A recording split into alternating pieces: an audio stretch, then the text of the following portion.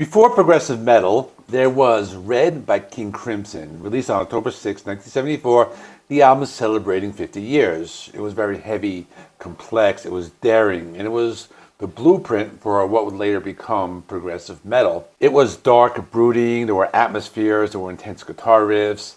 It really bridged the gap between the experimental prog rock of the 70s and what heavy metal would soon evolve into.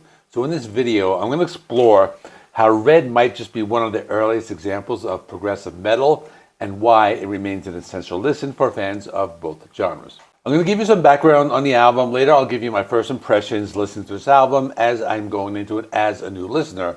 This is their 7th album, and the album is much heavier than their previous releases. You will also notice there's a sound very big and grandiose. What's even more impressive is that the band consists of 3 members, who are guitarist and keyboardist Robert Fripp, bassist and vocalist John Wetton, and drummer Bill Bruford.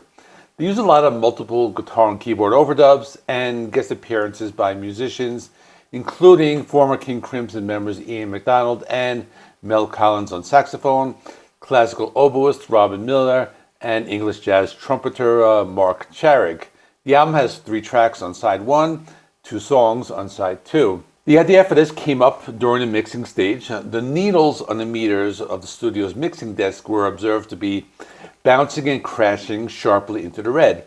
So they considered this to be the direction of the band's music, and it was meant to be part of the original design of the album cover. However, the band's record company, EG, a British record label, suggested that a group photograph would be easier to sell, mostly for the American market. EG director Mark Fenwick decided to hire John Kosh, who later commissioned Jared Mankiewicz to do these photographs, and the meters, which is the album's back cover, which I'm showing you right here. But tensions with the group led to each member being photographed alone and then being comprised as a composite image, and the resulting cover is this chiaroscuro style. I'm not sure if I'm pronouncing that correctly, but similar to the Beatles' 1963 album with the Beatles. So this album created a lasting legacy. In 2001, Q magazine named Red as one of the 50 heaviest albums of all time. Pitchfork ranked Red as number 72 in its top 100 albums of the 1970s. The title track was ranked number 87 on Rolling Stone's list of the 100 greatest guitar songs, and has been regarded as being highly influential to the development of avant-garde metal and math rock. So I'm going to be honest with you. Even though I am a big fan of classic rock and I've listened to many of the classic bands of the 70s, for some reason I always slept on this band. So in this part of the video, I'm going to go through all the songs and give you my first impression after listening to this album for the first time. I also prepared this part of the video before I did any research on the album, so I'm actually going into this album completely blind. The first song is called Red. This one goes into the melody. It sounded a little familiar to me as I have listened to this one before. I am surprised at how they're using a distorted guitar tone that sounds like heavy metal, but also gives it a space rock type of vibe. The song is very trippy sounding. I like how the drum beat takes on a life of its own. They have this droning sound in the background. I thought that was pretty cool. I also noticed that the song sounds like it comes from a science fiction movie. There's actually one part where it's around the 3-minute mark where it sounds like this. And by the way, if I haven't mentioned it yet, this is also an instrumental. But this song has a very ominous feel. I can hear some cellos playing, and it goes back to the main melody of the first part of the song. There were a few riffs that remind me of one of those U2 songs from the 80s, and it would be interesting if they were actually influenced by this. And there were a few keyboard parts that reminded me of the band Yes. Now it's on to the second track called Fallen Angel. This one is very psychedelic. This reminded me more of that early Pink Floyd sound from the Syd Barrett era with the psychedelic sounds, but it's also a laid-back folk sound. They have some vocals which are very soft and relaxing, and also lots of layers of sound. They do a good job at capturing these spacey sounds, especially with the bass guitar and horns, but at the same time it sounds like a typical ballad from the 80s. The horns add a completely new layer of sound, and the drums take on a life of their own like they did on the previous track. They bring in some distorted guitars in one part of the song, and that reminded me of one of those doom metal bands of the modern day, something like Paradise Lost, but they retained their 70s prog sound. I can hear layers of sound with the drums, the main guitar riff, the horns, the guitar playing, And the guitar playing is played like high in the neck, and that kind of gives it more of a heavy metal sound. After this is a song called One More Red Nightmare. So the title alone, I'm expecting something dark and ominous, and it's kind of what I get. The song is very trippy. It sounds like they're playing some distorted bass guitar notes. The song shifts gears. It sounds more like a modern Beatles song, but very psychedelic with some vocals and upbeat melodies. And I like the distorted bass guitar sound and like the dark and heavy guitar riffs that are played in the odd time signatures. The song is interesting because on the one hand, it sounds like a groovy funk song from the 70s, and on the other hand, it goes through many different changes where it sounds like this trippy space rock. So there's so many different layers of sound, the horns and the guitars and the keyboards, and there's some strange percussion that sounds like hand claps. I like all of these drum rolls that add to the middle of the song. And there's a section of the song with a bass guitar melody and arpeggiated chords, and it sounds like some early heavy metal music.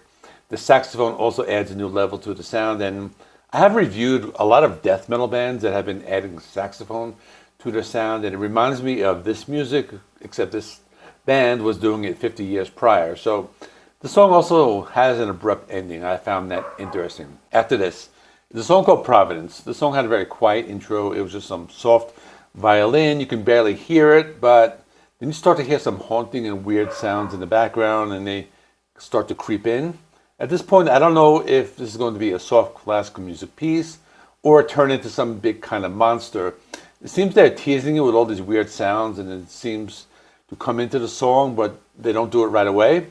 So far, all I hear are some violins and other sounds like wind instruments and a bass guitar, which I think that's what it is. And this is also the other instrumental. I found it very strange because I'm 3 minutes into the song and there's not much happening. And I realized that the song is almost at the halfway point and everything I've been listening to was the song. So I start to wonder if something is coming, and then I hear the distorted bass guitar and the drums, and it sounds like something that would work as background music in an episode of The Twilight Zone. The song then starts to pick up after about 5 minutes with some distorted bass guitar playing, and this goes on for a while, some sort of free jazz type of fashion. The last track is called Starless. This is an epic 12-minute closer. The sound is very dramatic with elements of classical music. The melodies are soft, they're relaxing at this point.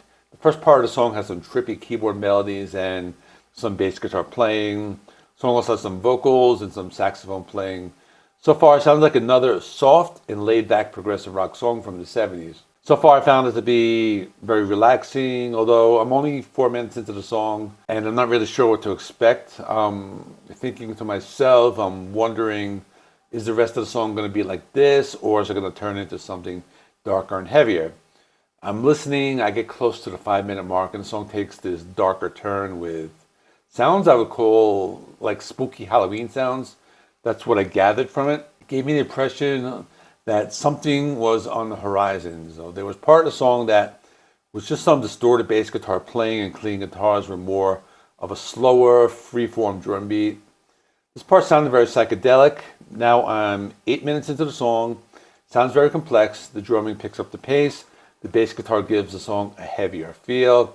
This is when they bring in the saxophone, and it sounds like something you would hear in one of those action movies of the 70s where they're doing some kind of car chase scene, and that's kind of my impression of it. So then it continues with a very complex, progressive sound, and at this point, the song starts to get very heavy again. The drumming is more intense, and overall, the playing is much faster. As they get towards the end of the song, everything sounds very big, epic, and grand in scale. In conclusion, I enjoyed the album. I found it to be ahead of its time. Hard to believe it was made back in 1974, back when heavy metal was still in its early years. There was just Black Sabbath, maybe a couple of the bands, Budgie, Judas Priest was just starting out. It's a progressive rock band, and they're going into heavy metal. So I found that kind of interesting. So let me know your thoughts in the comment. What do you think of the album? Are you a fan of King Crimson? I'm planning to do a review of their debut album as it has another anniversary coming up. So please subscribe so you don't miss that. In the meantime, check out this video right here, talking about another progressive rock classic, and that is Yes with Fragile. So thanks for watching. You can watch that one next. Please give this video a like. It helps me with the YouTube algorithm. Please subscribe if you're not already. I do rock and metal reviews, rankings, and more. Thanks for watching. I'll see you in the next one.